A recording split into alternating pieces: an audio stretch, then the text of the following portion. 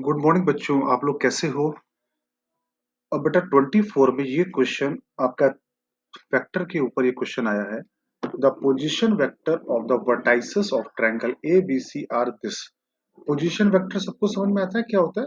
Position vector मतलब with respect to the origin.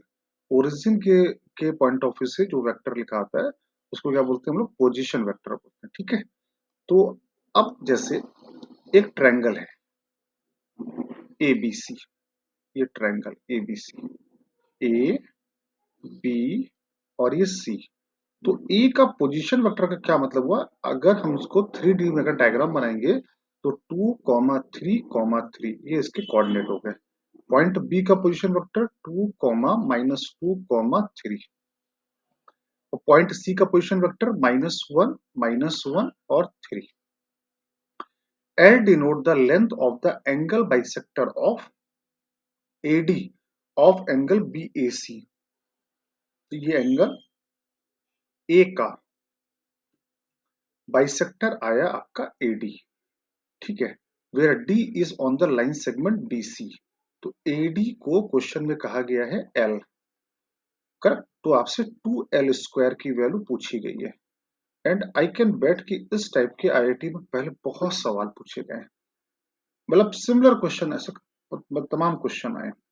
अब ये एंगल बाइसेक्टर है एडी, तो ये कॉन्सेप्ट 9th क्लास का कॉन्सेप्ट है। 9th क्लास की थ्योरम होती है बेटा कि अगर कोई ये एंगल बाइसेक्टर आ रहा है तो एक कॉन्सेप्ट होता है A B upon B D equal to A C upon D सी।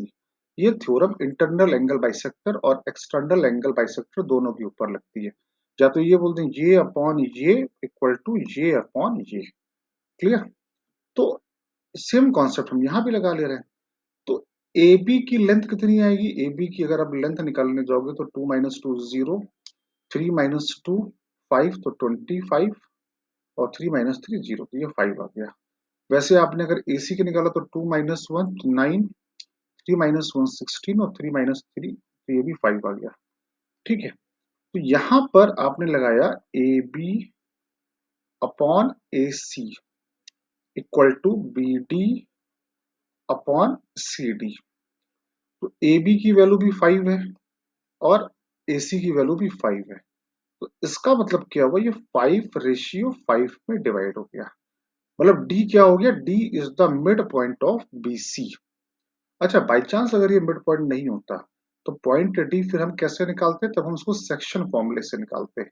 मान लो जैसे यहाँ पे आता, ये लेंथ 2 आ जाती, ये लेंथ मान लो आ जाती 1, तो सेक्शन फॉर्मूला लगा लेते, सबको आता होगा। फिलहाल ये 5 आ गया है BD और CD भी आ गया है 5। इनका रेशियो क्या आ गया, 1:1। मतलब BD और CD क्या है, इक्वल है। मतलब कि ये D is the mid point. अब मिड पॉइंट पता है तो मिड पॉइंट का फॉर्मूला लगा दो, 2 प्लस -1/2, तो ये 1/2 आ गया। -2 -1 -3/2, 3 प्लस 3/2, ये आपका D आ गया। तो पॉइंट ए पता है, पॉइंट डी पता है, तो आपका एडी की डिस्टेंस आ जाएगी या एडी स्क्वायर आ जाएगा। क्या होगा, 2 - 1/2 का whole square, 3 minus minus minus plus 3/2 का होल स्क्वायर, 3 - 3 का होल स्क्वायर।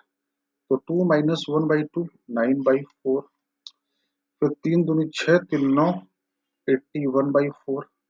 तो ये आ गया 81 और 9 90/4। ये आपका आ गया L²। आपसे क्या पूछा गया, 2L²। तो 2L² कितना हो जाएगा भाई, 90 × 4 × 2।